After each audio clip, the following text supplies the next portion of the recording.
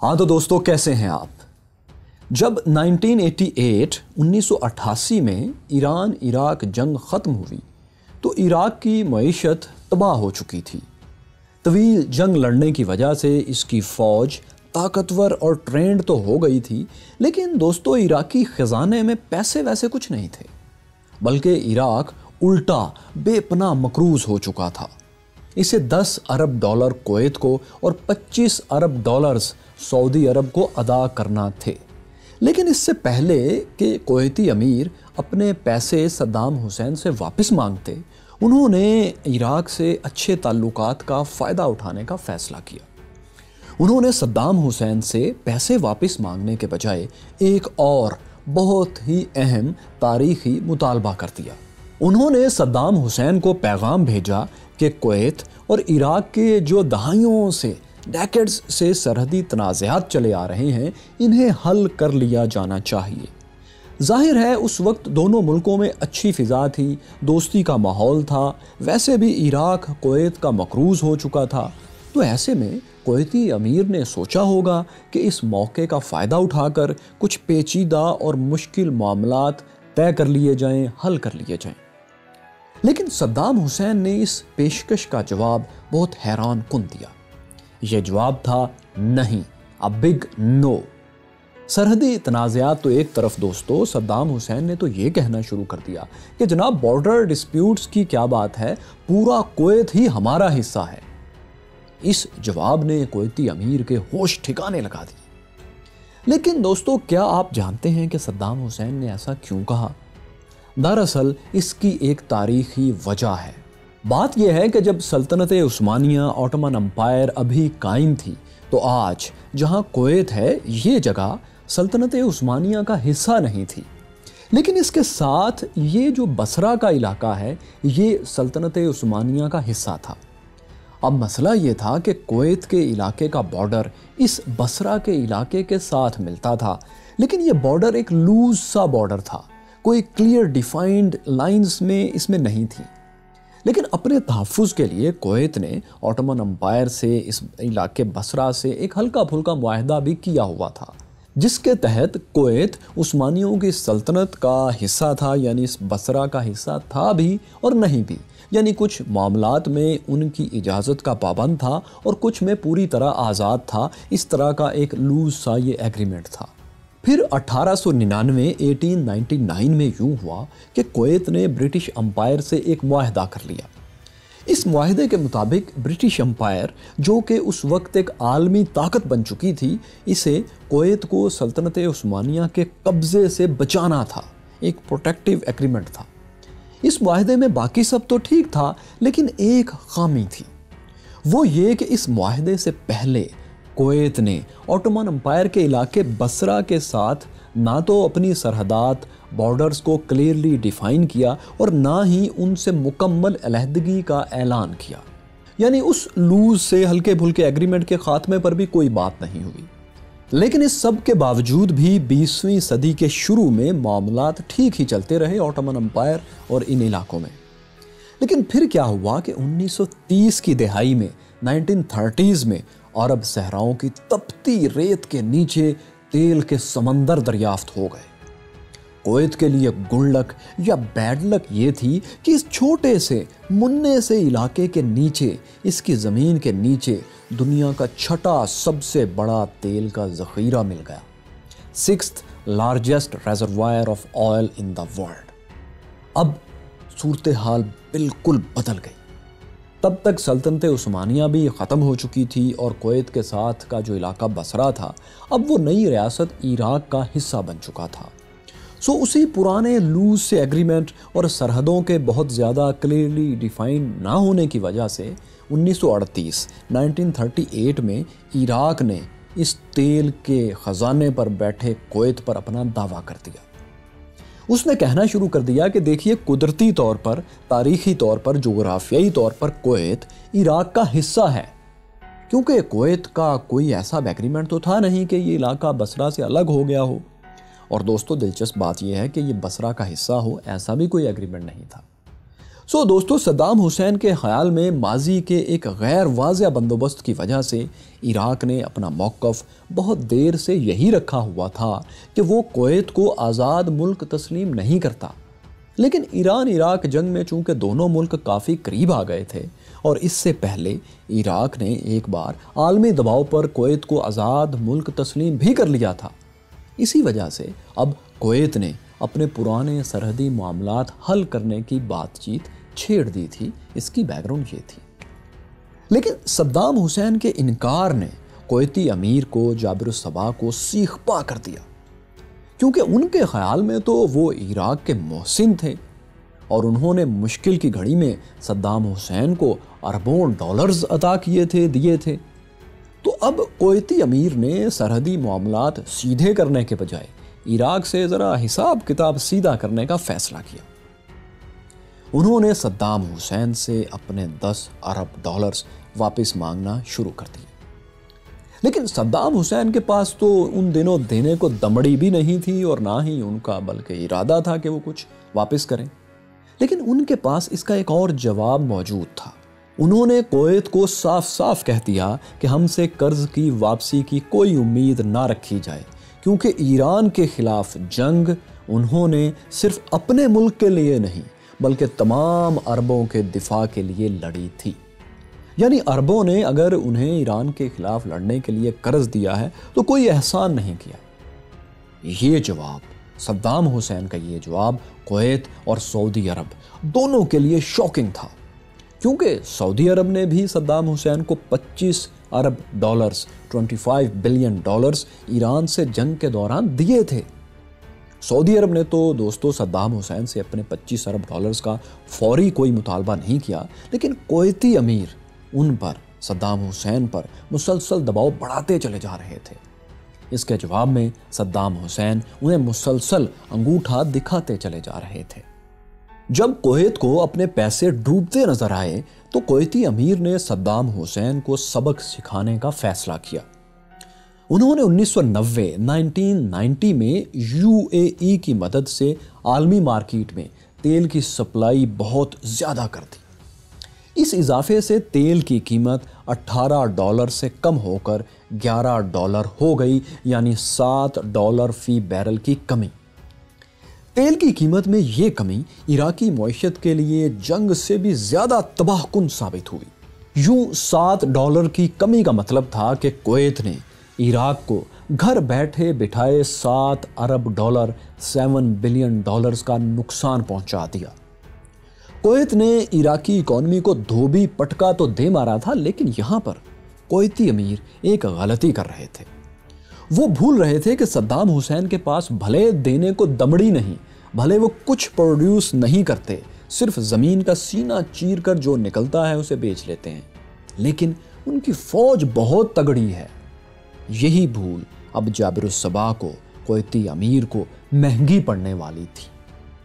Saddam Hussein Kuwait پر اپنے پرانے دعوے کو اپنی فوجی قوت سے پورا کرنے کا منصوبہ بنا چکے تھے۔ کویت کا معاشی پنچ، اکانومی پنچ کھانے کے بعد اب صدام حسین نے کویتی سرحد کے بالکل قریب صرف چند منٹ کی دوری پر 1 لاکھ سے زائد فوج اور 2000 ٹینکس کھڑے کر دیے۔ اتنی بڑی عراقی فوج کا کویت کی سرحد پر آ کھڑے ہونا عرب خطے کو ایک بار پھر جنگ کے دہانے پر لے آیا تھا۔ ایسے میں کویت اور عراق کے مشترکہ دوست سعودی عرب نے مداخلت کر دی۔ دوستو سعودی عرب 8 سالہ جنگ کے دوران، جو ایران عراق 8 سالہ جنگ ہوئی اس کے دوران، صدام حسین کے مزاج، ان کے عزائم اور ان کی نیچر کو، ان کی طبیعت کو سمجھ چکا تھا۔ اس لیے اس نے جنگ ختم ہونے کے فوری بعد 1989 میں عراق کے ساتھ عدم جارحیت یعنی نان ایگریشن کا ایک معاہدہ، ایک ایگریمنٹ کر لیا تھا۔ لیکن اب جب عراقی فوج نے کویت کی جانب پیش قدمی شروع کی تو سعودی عرب خاموشی سے نہیں بیٹھا رہ سکا، کیونکہ کویت کی سرحد سعودی عرب سے بھی ملتی ہے اور کوئی ملک اپنی سرحد پر جنگ افورڈ نہیں کر سکتا۔ سعودی عرب کی کوششوں سے کویت اور عراق کے درمیان سعودی عرب کے شہر جدہ میں مذاکرات شروع ہو گئے۔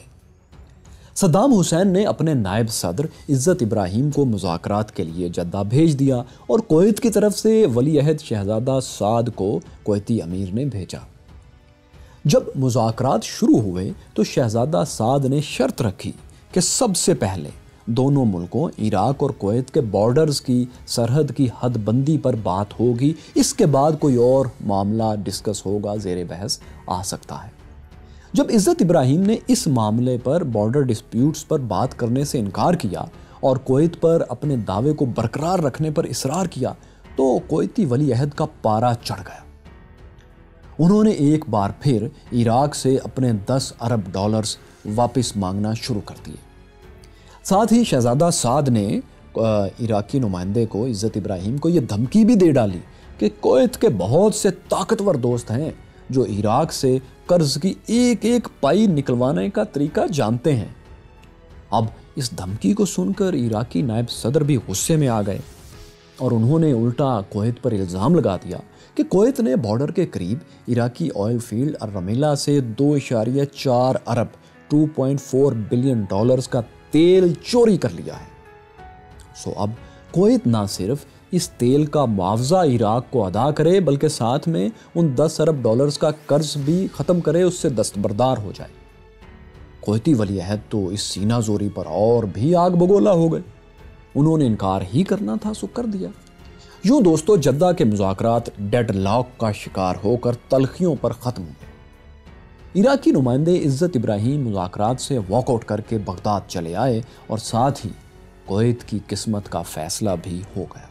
1 اور 2 اگست 1990 درمیانی رات 11 بجے کا وقت تھا جب کویت میں امریکن لائزن آفس کے چیف کرنل جان کو ٹیلی فون پر کچھ حیرت انگیز رپورٹس ملنا شروع ہوئی۔ امریکن کمپنی ویسٹنگ ہاؤس کے کچھ ٹیکنیشینز جو کویت میں ایک ریڈار آبزرویشن پوسٹ پر تعینات تھے، انہوں نے کرنل کو اطلاع دی۔ اطلاع یہ تھی کہ ٹینکوں اور بختر بند گاڑیوں کی ایک کئی کلومیٹر تک پھیلی فارمیشن جو دیکھنے میں لوہے کی ایک لمبی سی راڈ ایک پائپ کی طرح نظر آتی تھی، وہ کویتی سرحد کی طرف بڑھتی چلی آ رہی تھی۔ کرنل نے ٹیکنیشینز کو کسی محفوظ مقام پر پہنچنے کے لیے کہا اور وہ خود اپنی رہائش گاہ کی چھت پر چڑھ کر سرحد کی جانب دیکھنے لگا۔ یہ عراقی فورسز تھیں جو کویت میں داخل ہو رہی تھیں۔ اسی دوران دیکھتے ہی دیکھتے کویت کی فضاؤں میں عراقی بمبار طیارے نمودار ہوئے اور انہوں نے کویت کے انٹرنیشنل ایئرپورٹ پر بمباری شروع کر دی۔ فضائی حملے کے ساتھ ہی توپوں کی گھن گرج بھی سنائی دینے لگی تھی۔ کویت پر عراق کا اٹیک شروع ہو چکا تھا، حالانکہ تاریخ میں اسے جنگ کہا جاتا ہے، کیونکہ دوستو یہ جنگ بھی اب کیا جنگ تھی۔ ایک طرف کویت جیسا چھوٹا سا ملک، منا سا رقبہ، اور ادھر عراق کی میسو بیٹل ہارڈنڈ ملٹری۔ چند گھنٹوں کے اندر ہی یہ عراقی فوج پورے کویت پر چھا گئی۔ عراقی کمانڈوز ہیلی کاپٹروں کے ذریعے کویتی امیر کے محل پر اتر بھی گئے۔ ان کا مشن تھا کہ وہ کویتی امیر جابر الصباح کو گرفتار کریں گے یا پھر موت کے گھاٹ اتار دیں گے۔ لیکن ہوا یہ کہ کویتی امیر ہوشیار نکلے۔ انہیں اس حملے کی اطلاع کچھ پہلے مل گئی تھی۔ وہ اس لیے اپنے محل کو چھوڑ کر اپنے فوجی ہیڈ کوارٹر شفٹ ہو چکے تھے تاکہ اپنی جان بچا سکیں اور ایک جلاوطن حکومت قائم کر سکیں کہیں بھی۔ پھر یہاں سے بھی جب انہیں یقین ہو گیا کہ کویت پر عراق کا مکمل قبضہ کسی بھی وقت ہو سکتا ہے، یہ بھی جگہ نہیں بچے گی، تو وہ مرسڈیز گاڑیوں کے قافلے میں ملٹری ہیڈ کوارٹر سے بھی نکل پڑے۔ انہوں نے قریب ہی کویتی سرحد پار کی اور سعودی عرب میں داخل ہو گئے۔ وہ اس حملے میں محفوظ رہے تھے، لیکن محل میں موجود ان کا بھائی فہد عراقی کمانڈوز کے ہتھے چڑھ گیا۔ عراقی کمانڈوز نے اسے قتل کر دیا۔ دوستو تقریباً 2 روز میں کویت پر عراق کا مکمل قبضہ ہو گیا تھا، 2 سے 3 روز میں، اور کویت کی ساری تیل کی دولت بھی اب صدام حسین کے قبضے میں چلی گئی تھی۔ لیکن صدام حسین کو اس ساری دولت کا کوئی فائدہ نہیں ہوا۔ اس قبضے کا اصل فائدہ اٹھایا زپاٹا آف شور کمپنیز کے ایک مالک نے۔ یہ مالک اتفاق سے ایک بڑے ملک کا صدر بھی تھا، اور اس ملک کا نام تھا امریکہ، اور اس شخص کا، اس مالک کا نام تھا جارج بش سینئر۔ امریکی صدر جارج بش سینئر نے اپنی ساری دولت तेल ही के धंधे से कमाई थी। ऐसे में अमेरिकी सदर के लिए ये मुमकिन नहीं था कि वो हाथ पर हाथ धरे बैठे रहते और सद्दाम हुसैन को खलीजी ममालिक का, गल्फ कंट्रीज़ का सारा तेल पी जाने देते। उन्होंने कुवैत पर इराकी कब्ज़े के अगले ही रोज़ वाइट हाउस में नेशनल सिक्योरिटी काउंसिल की एक अहम मीटिंग बुला ली। उन्हें खदशा था कि कुवैत पर कब्ज़े के बाद सद्दाम हुसैन का अगला हदफ सऊदी अरब पर कब्ज़ा होगा, इसलिए सऊदी अरब को बचाना बहुत ज़रूरी है। इस मीटिंग में दोस्तों बहुत सी तारीखी बातें और फैसले हुए। बुश ने मीटिंग में कहा कि इस वक्त दुनिया का 20% तेल सऊदी अरब में है, 11% इराक में और 9% कुवैत में। तो अगर ये सारा तेल सद्दाम हुसैन के कब्ज़े में चला गया तो अमेरिका और उसके इत्तेहादी तेल के लिए सद्दाम हुसैन के मोहताज हो जाएंगे। अगर सद्दाम हुसैन ने तेल की कीमतें बढ़ा दी तो अमेरिकी मईशत जो पहले ही मुश्किलात में थी तबाह हो जाएगी। चुनाचे अब अमेरिका के दो मकासद थे। पहला ये कि किसी तरह कुवैत और इराक का तेल मार्केट में आने से रोका जाए, और दूसरा मकसद उनका ये था कि सऊदी अरब का, यानी सऊदी अरब के तेल का दिफा किया जाए। चुनाचे अमेरिका ने फौरी तौर पर अक़वाम मुत्तहिदा की सिक्योरिटी काउंसिल के ज़रिए इराक और कुवैत से निकलने वाले तेल की फ़रोख्त पर पाबंदी लगवा दी। यूँ इन इलाकों से दुनिया को अब तेल की सप्लाई नहीं हो सकती थी। तेल की सप्लाई बंद हो जाने से इसकी कीमत भी बढ़ गई, यानी वही तेल जिसकी कीमत कुवैत ने UAE की मदद से $11 फ़ी बैरल तक गिरा दी थी, वो अचानक बढ़कर $22 फ़ी बैरल तक जा पहुंची। अक़वाम मुत्तहिदा से, यूनाइटेड नेशन से तेल की फ़रोख्त पर पाबंदी तो अमेरिका ने लगवा दी, लेकिन दूसरा काम जो जॉर्ज बुश करना चाहते थे ज़रा मुश्किल था। ये दूसरा काम था कि सऊदी अरब का दिफा करने के लिए वहाँ अमेरिकी फोर्सेस उतारना, क्योंकि अमेरिका तो समझ रहा था, उसका ख्याल था कि सऊदी अरब पर इराक हमला करने वाला है, लेकिन सऊदी अरब ऐसा नहीं समझता था। दरअसल सऊदी अरब को अपने इराक के साथ जंग ना करने के मुआहदे पर भरोसा था, क्योंकि इराकी सदर सद्दाम हुसैन भी उन्हीं दिनों बार बार कह रहे थे कि वो सऊदी अरब के साथ अपने मुआहदे की खिलाफ वर्जी नहीं करेंगे, यानी सऊदी अरब पर हमला नहीं करेंगे। लेकिन सदर बुश सद्दाम हुसैन की बात पर यकीन करने के लिए तैयार नहीं थे।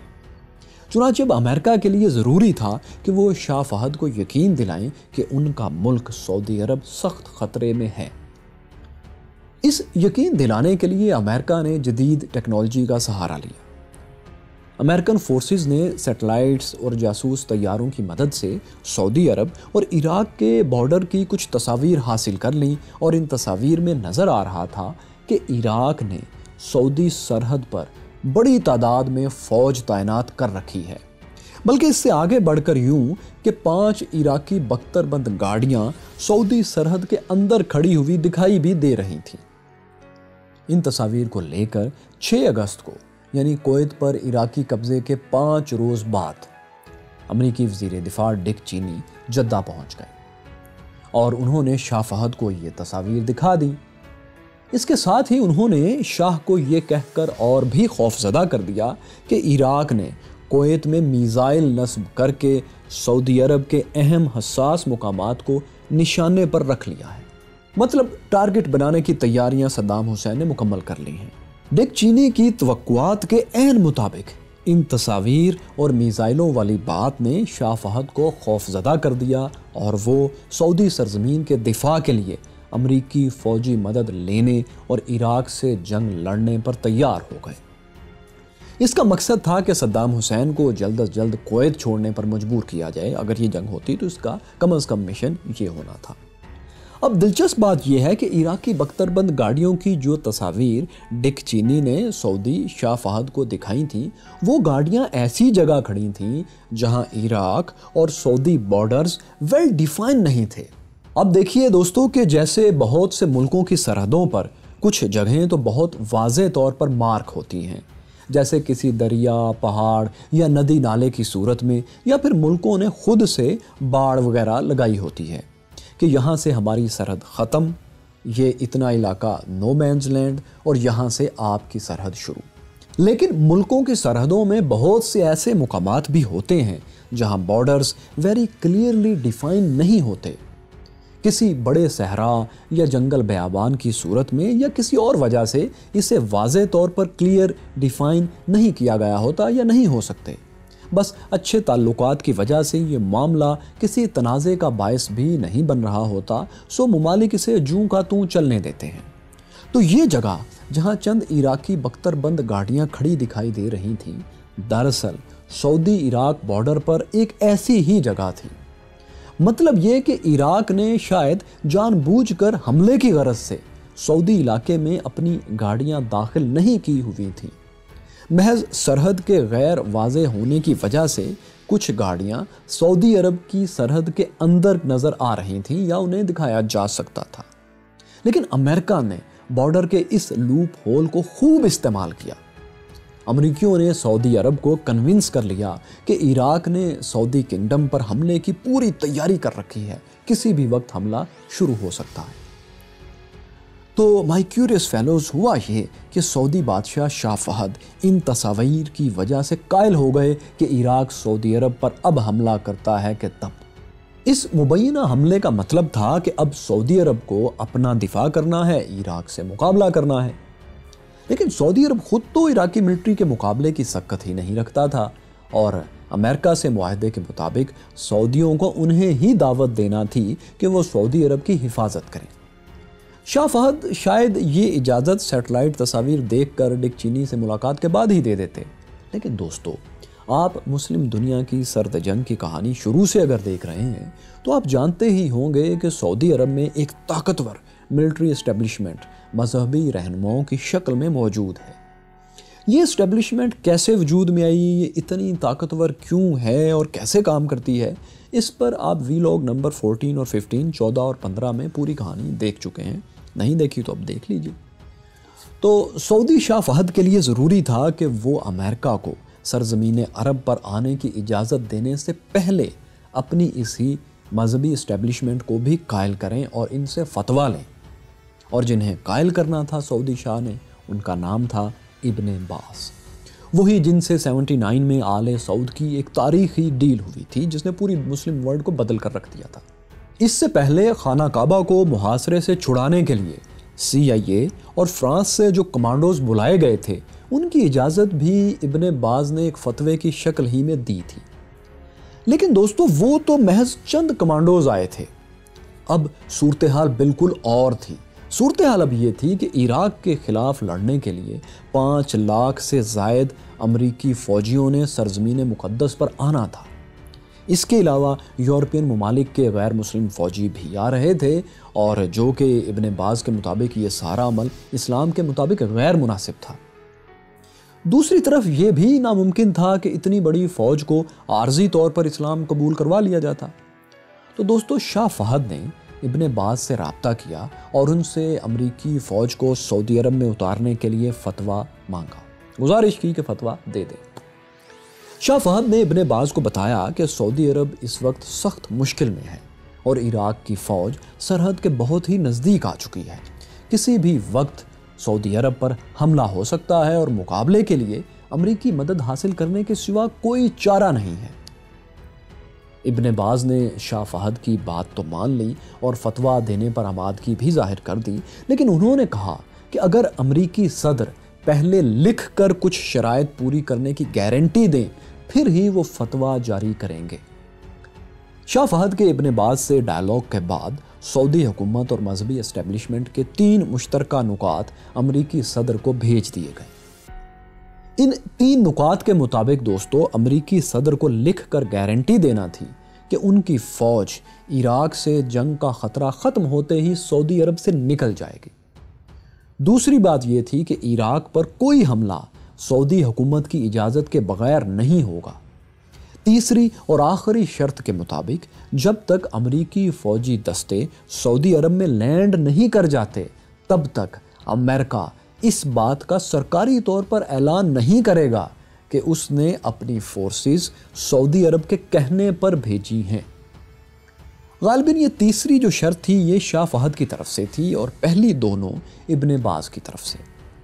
اب ڈک چینی نے شاہ فہد کے مطالبے کے بعد فوری طور پر صدر بش سے بات کی صدر جارج بش کچھ ڈسکشن کے بعد مان گئے اور تینوں شرائط تسلیم کر لی گئیں۔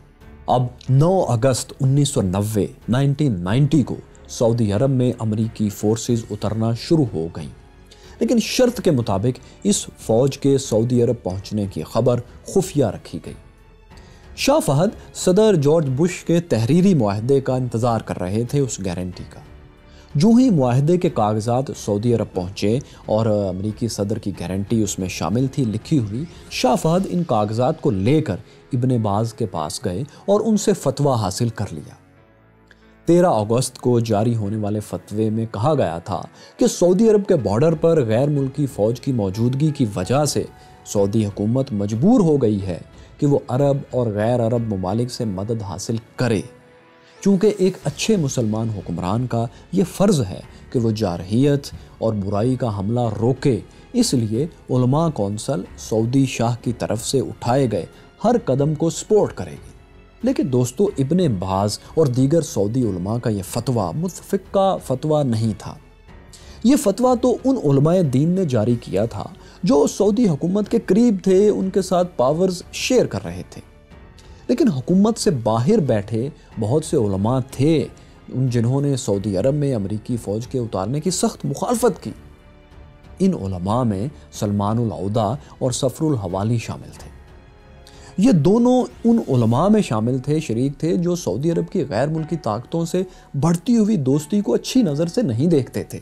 سلمان العودہ اور صفر الحوالی کے علاوہ ایک اور شخص بھی دوستو تھا جو امریکی فوج کی سعودی عرب میں آمد کا سخت مخالف تھا، اور اس کا نام تھا، یہ ایک پریکٹیکل انسان تھا، اس کا نام تھا اسامہ بن لادن۔